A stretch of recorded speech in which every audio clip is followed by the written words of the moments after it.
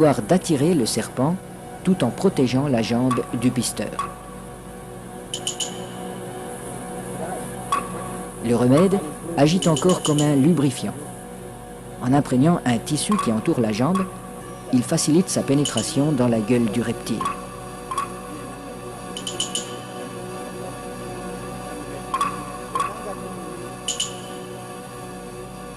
La jambe à pas restera en principe intacte, car le python avale simplement cette proie qui vient à lui. À peine sera-t-elle attaquée superficiellement par les sucs digestifs.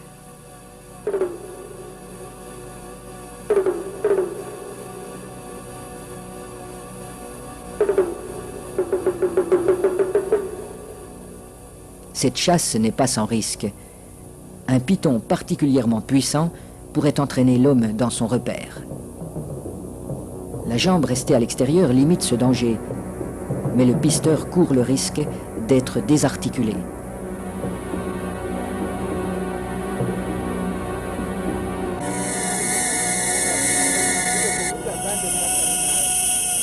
Pour rendre l'attente moins pénible, mais aussi faciliter le glissement des corps de l'homme et de l'animal, on place des feuilles fraîches sous le pisteur.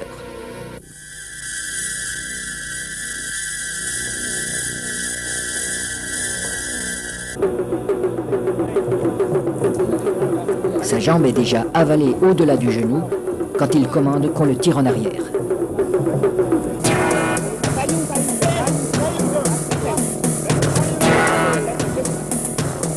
Refusant de laisser échapper sa proie, le python apparaît. Les aides tirent de façon irrégulière. Il secoue le python pour l'empêcher de trouver un point d'appui.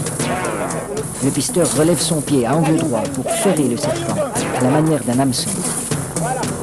L'animal se sent piégé, mais il ne peut plus lâcher la jambe. Le python est maintenu allongé. Il faut éviter qu'il ne s'enroule. Cette position lui enlève une grande part de sa force. Pour dégager sa jambe, Naina déchire la gueule du python au couteau.